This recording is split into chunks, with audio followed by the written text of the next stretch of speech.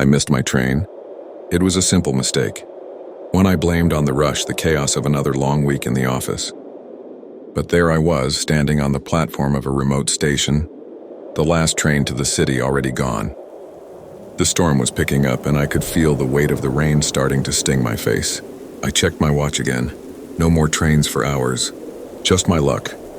The station was nearly empty, a desolate old place at the outskirts of town. A few lights flickered above me, casting long shadows across the cracked pavement. The kind of place where you'd expect to see tumbleweeds roll by if this were a movie. I'd been to enough backwater stations like this during my cycling trips, but never at night, and never during a storm this intense. I pulled my jacket tighter and sat on one of the old benches, glancing up at the train schedule that was barely visible under the dim light. The wind howled through the station, rattling the windows, but otherwise the place felt eerily still. A sense of unease settled over me. As the rain poured down harder, I heard footsteps. They echoed across the empty platform, but when I looked up, I didn't see anyone. Just the figure. At first, I thought I was imagining things. It was a man, standing across the tracks, half hidden by the shadow of the old train carriages. His face was barely visible, but there was something about the way he was standing, just staring at me, that made me uneasy. I glanced at my phone. No signal. Perfect. I pulled my bag closer, wishing for something to distract me. The figure didn't move, but I could feel his eyes on me. The hairs on the back of my neck stood up, and I looked down the empty track, feeling the pull of the storm growing stronger. The wind picked up again, and I could hear the low hum of the train station's lights buzzing. I took another glance at the figure, and this time he was closer. Still across the tracks, but now standing just behind a rusted column, the dim light catching the faint outline of his face. My heart skipped a beat. Maybe he was another stranded passenger, or maybe someone just waiting for the storm to pass. I couldn't be sure, but something about the way he was watching me made me feel exposed, vulnerable. I shifted on the bench, reaching for my phone once more. Still no signal. I stared, my stomach knotting. Was he coming toward me? My mind raced with all the possible reasons why anyone would be standing in the storm at this late hour, but I couldn't figure it out. Something about him was just off. A cold gust of wind blew through the station, making the leaves on the tracks rustle. I looked up and then back at the man, trying to keep my composure. He didn't move closer this time, but I knew he was still watching. Every nerve in my body was telling me to get up and leave.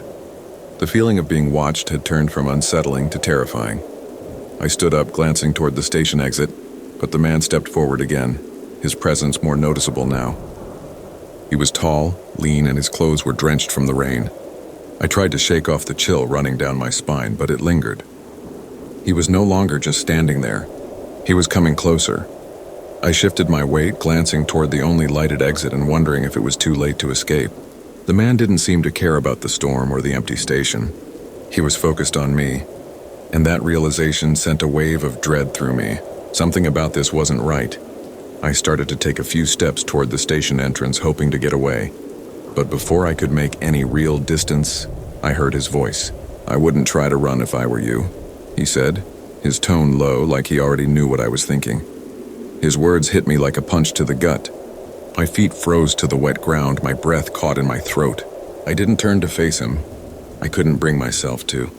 But I could feel him moving closer, the sound of his footsteps steady and deliberate, slicing through the howling wind. "Give me your wallet," he rasped, his voice low, chilling, "or I'll make sure you regret it." I swallowed hard, trying to steady my pulse. I'd read enough crime novels to know when things didn't add up. And right now, nothing about this situation felt right. "Listen, I don't have anything," I said, trying to keep my voice calm. "I missed my train. I'm just trying to get out of here. I don't want any trouble." The man didn't respond. Instead, he lunged forward. His movement was fast, too fast. The crowbar swung at me, and I blocked it just in time, the force of the blow sending a jolt of pain through my arm. I staggered back but kept my balance, my pulse hammering in my ears. I pushed back, throwing a desperate punch with my free hand hitting his chest. It was enough to throw him off, but not for long. He tried again, swinging the crowbar with brutal force. This time I managed to duck, barely avoiding it. My heart was in my throat, fear mingling with the adrenaline. I had no choice. I couldn't outrun him and I couldn't overpower him, but I knew I had to get away. Without warning, I turned and sprinted toward the station exit. The storm was relentless, the rain pelting down, but I had to get out of there. My feet slipped on the wet platform, but I didn't care. I had to get to safety, away from this man who was clearly intent on harming me. The train tracks were empty now, the station eerily silent except for the howling wind. I could see the faint outline of the exit ahead, the promise of escape just a few steps away, but I could hear him behind me getting closer. I reached the exit door, pushing it open with all my strength. My heart raced as I stepped outside, the storm battering me from all sides. I ran, not knowing where I was going, only knowing I couldn't stay there. My mind was in a blur, every nerve screaming to get as far away as possible. I kept running, pushing through the storm, my shoes slipping in the wet, slick ground. I didn't dare look back, but I could feel him gaining on me, his footsteps echoing in the distance. It wasn't until I finally saw the streetlights of a nearby road that I dared to slow down. Breathless, I pulled out my phone, my hand still trembling as I dialed 911. I was attacked, I gasped. At the train station, a man with a crowbar. He tried to rob me. The dispatcher responded quickly. Where are you now? Stay where you are. We'll send someone to you immediately. I'm at the intersection by the old warehouse. Please hurry, I said, looking over my shoulder, still convinced the man might be behind me. I waited, feeling exposed and vulnerable, but trying to stay calm as I gave them my location. The dispatcher assured me that help was on the way. I sat there, my chest heaving, until I saw the flashing lights of the squad car coming down the road. Relief washed over me. The police arrived, and I explained everything in a rush of words. They asked for details and assured me they'd check the station and surrounding areas. We'll find him, the officer said. We have units already out there. As they went to search the area, I stayed near the streetlight, my mind still racing. It was over, but I couldn't shake the feeling of being watched, the terror that lingered in my chest. A few hours later, I received a call from the authorities. They had tracked down the man in the storm, hiding in an abandoned building nearby. He had a lengthy criminal history, and they arrested him after finding a stash of stolen goods on him, items taken from previous victims at the station. I hung up the phone, my body still trembling from the encounter. My routine, my safe and predictable life had been shattered. The man was caught, but the fear I felt wasn't something I could just shake off.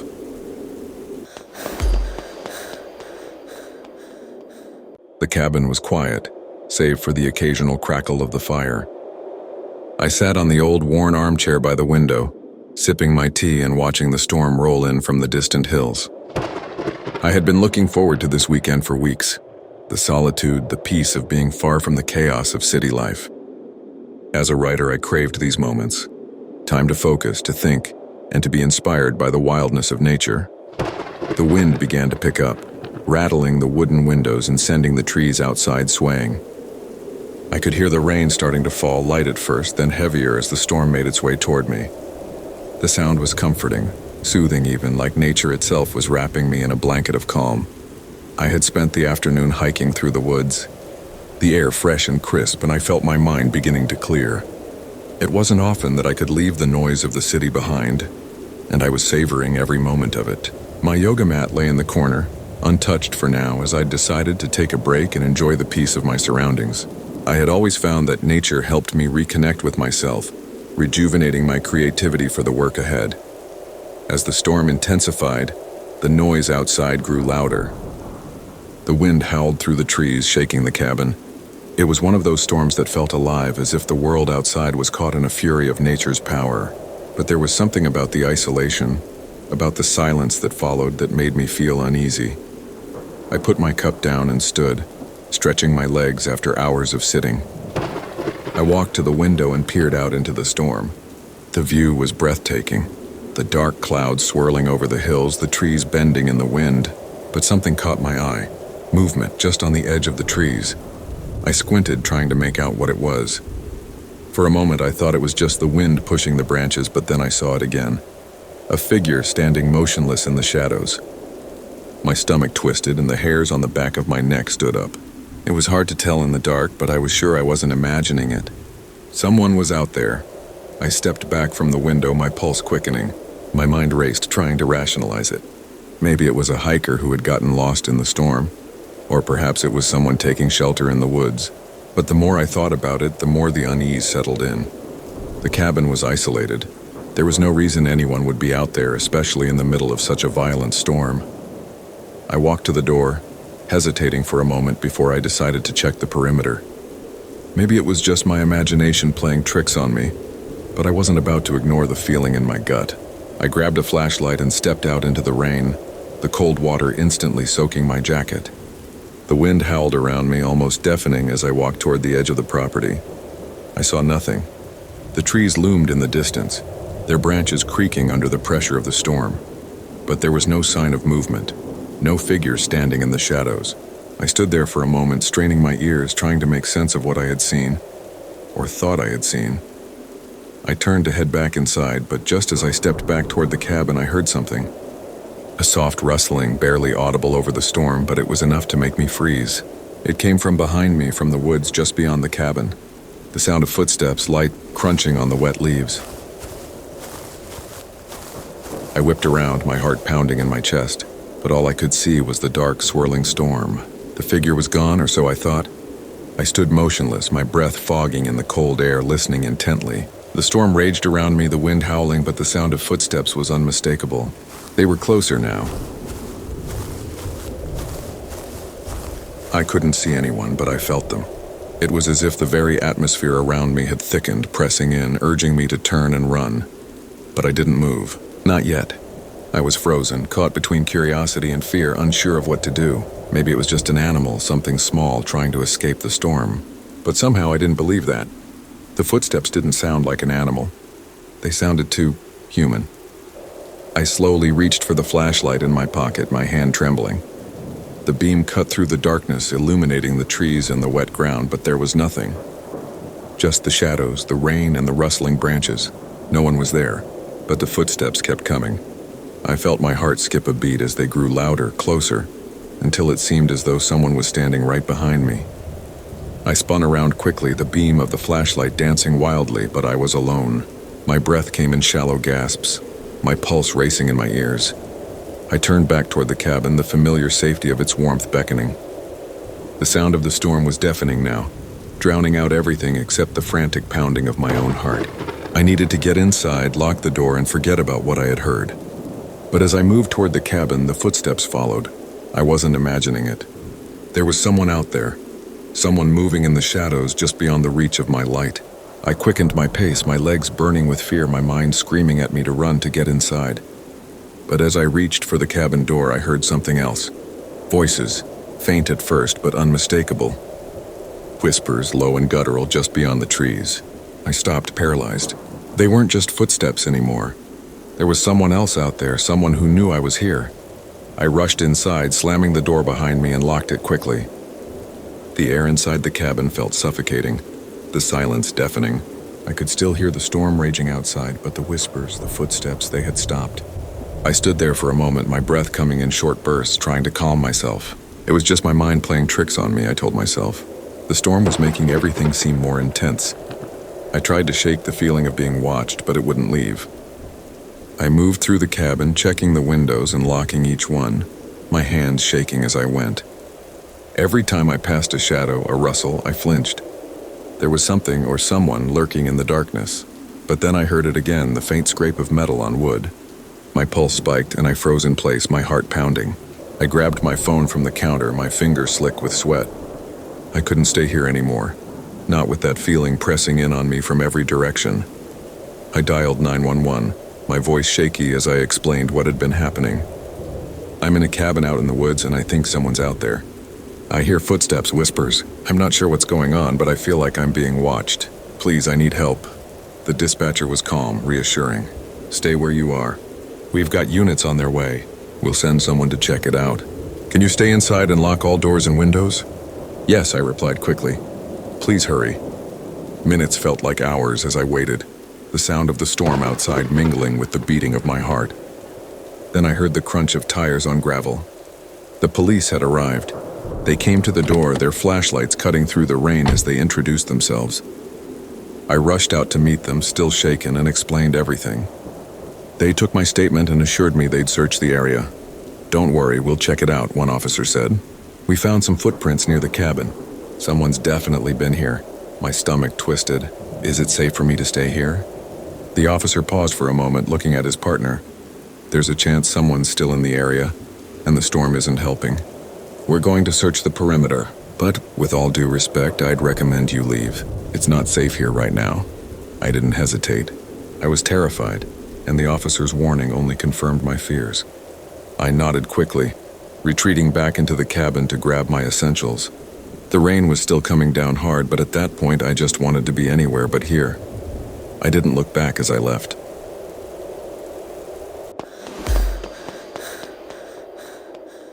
I paused for a moment, letting the cool mist of the early morning rain hit my face. Refreshing after hours of hiking. My camera hung from my neck, always within reach, ready to capture the beauty of nature. This is where I found my peace, alone in the middle of nowhere, surrounded by the quiet stillness of the forest. I had been planning this solo hike for weeks. A break from everything, the noise of the city, the constant hum of social media, the expectations of freelance work. Out here it was just me and the trail, an escape into the solitude I craved. The only sounds were the crunch of my boots on the wet dirt and the occasional bird call. But today, the storm had rolled in faster than I expected. What had started as a light drizzle soon turned into a downpour, the rain coming down in sheets, drenching me to the skin. The trees offered little shelter as the wind picked up, howling through the branches. I kept walking, my mind focused on the path ahead, but a creeping sense of unease began to settle in. The forest felt alive, its shadows shifting with every gust of wind, the trees creaking as they swayed. I had been on plenty of hikes before, but something about this storm made everything feel different. The usual serenity of the woods had been replaced by an overwhelming tension, as though something was waiting just beyond the reach of my flashlight's beam. I quickened my pace, eager to reach the clearing up ahead where I could set up camp. But then I heard it. Movement. At first it was faint, just a rustle of leaves, a subtle shift in the underbrush. But as I listened closer, it became clearer. Something or someone was following the same trail, staying just out of view. The sounds were not random. They were too controlled, too purposeful. My heart skipped a beat and I stopped, turning slowly, scanning the trees and shadows around me. The rain made everything heavier, more oppressive, but the woods were silent once again. I took a few cautious steps, trying to listen over the pounding of the rain, but the unsettling feeling remained. I wasn't alone anymore. The hairs on the back of my neck stood up, a cold shiver running through my body. The wind shifted, and with it the rustling started again, closer this time. I moved a little faster, my pulse quickening. The sound was behind me, just out of sight. The feeling of being watched crept up my spine, tightening like a vice around my chest. I wasn't imagining it. There was someone there, hidden in the dark, following me through the storm. I broke into a jog, not looking back, pushing myself forward with a sudden burst of energy. The woods, which had always felt like a sanctuary, now felt like a trap. I couldn't shake the feeling that someone was closing in on me, following me, watching me. The sound of movement grew louder, faster, matching my pace with an eerie precision. I turned a corner in the trail, hoping to lose whoever was behind me, but as I did, I heard a voice, a whisper just behind me, barely audible over the storm. "Keep running." The voice was low, hoarse, but unmistakable. It wasn't the wind. It wasn't my imagination. Someone was speaking to me. Panic surged through me. I pushed myself harder, my muscles burning, but I couldn't shake the feeling that the presence was right on my heels, getting closer with each step. My breath came in ragged gasps, the rain stinging my eyes, but I didn't dare stop. I stumbled forward, feeling the ground shift beneath me as I lost my footing on the slick mud. The sound of movement was right behind me, too close now, as if the person was just a breath away, but I couldn't turn around. I couldn't face whatever was following me, and then, just as I was about to reach the clearing, the whisper came again. "Don't turn around." I skidded to a halt, fear seizing my chest. My heart raced in my ears as I stood frozen, not daring to turn around. The voice was too close now, almost directly behind me, its cold breath hitting my neck. I didn't turn. I couldn't. I stood frozen in the middle of the trail, my breath catching in my throat, every muscle in my body screaming to run, but I couldn't. The voice, that whisper, it was too close. It hovered behind me just beyond my reach. The storm raged louder around me, the wind whipping through the trees like the growl of some unseen predator. I couldn't move. My feet felt like they were stuck in the mud, weighed down by the sheer terror clawing at my insides. The voice had been so clear, so deliberate. Don't turn around, I had no choice but to listen. The silence that followed was suffocating, pressing in on me from all sides. I could feel the presence behind me, watching, waiting. I had to do something. I finally forced myself to take a step forward, my heart pounding in my chest, the rain beating down harder, the storm now a wall of sound. Every step felt like it might be my last. But as I moved, I heard it again, a soft crunch, a rustle in the undergrowth. Closer this time. The whisper came once more, this time louder, more urgent. Keep running. The sound of movement followed, too close to be ignored. Whoever or whatever was behind me was now in sync with my every movement. The fear bubbled up inside me, an almost physical presence making it hard to breathe, hard to think. I ran. I don't remember the exact moment I started moving faster, but the surge of adrenaline took over. The forest around me blurred. Tree trunks, branches, rocks all became a blur as I pushed myself harder. The sound of my feet crashing through the wet underbrush becoming deafening in my ears. But no matter how fast I ran, the sensation of being followed never stopped. The voice seemed to trail me, not just in words, but in the very air, like an invisible hand brushing against my skin. My legs burned, my chest ached, but I didn't dare stop. The clearing, the one I had been heading toward, was in sight. I just had to get there. But then I tripped. My foot caught on something hidden in the undergrowth, and I fell hard to the ground. The breath knocked from my lungs. The flashlight slipped from my hand, its beam casting wild shadows on the wet forest floor. I scrambled to get up, panic setting in as I realized how much closer the presence was. I couldn't hear the whisper anymore. All I could hear was the sound of the rain, the frantic beating of my own heart, and the thudding of my breath in my ears. I had to get to the clearing. I pushed myself to my feet, ignoring the pain in my knees, and stumbled toward the open space just ahead. The trees thinned, the rain starting to ease as I neared the clearing, but I couldn't shake the feeling that someone was right behind me. I reached the edge of the clearing and froze. Standing there, at the far end of the open space, was a figure, a man, his outline barely visible in the dim light, his figure shrouded in the shadows of the trees. He was motionless, just standing there, watching me. His face was obscured by a hood, but I could feel his gaze, cold and unyielding. I should have screamed. I should have run, but something held me in place. Maybe it was the sheer exhaustion or the realization that I hadn't escaped. Not yet. The air was thick with tension, as if time itself had stopped. "Who are you?" I managed to choke out, my voice trembling, barely a whisper. He didn't answer. The silence between us grew, heavy and oppressive. The storm had finally passed, leaving the woods eerily quiet, save for the sound of the wind through the trees.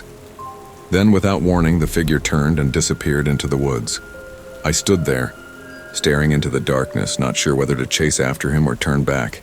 But as I stood frozen, trying to decide my next move, I heard something behind me, a snap of a twig, a rustle of leaves, and then a low, guttural voice, a whisper just for me, "Don't go back." The words echoed in my ears, and without thinking, I turned and ran back into the woods, away from the clearing, away from the man.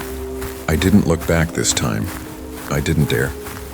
Finally, I escaped from the woods. I don't know who was he, what was his motive, and what he was wanted from me.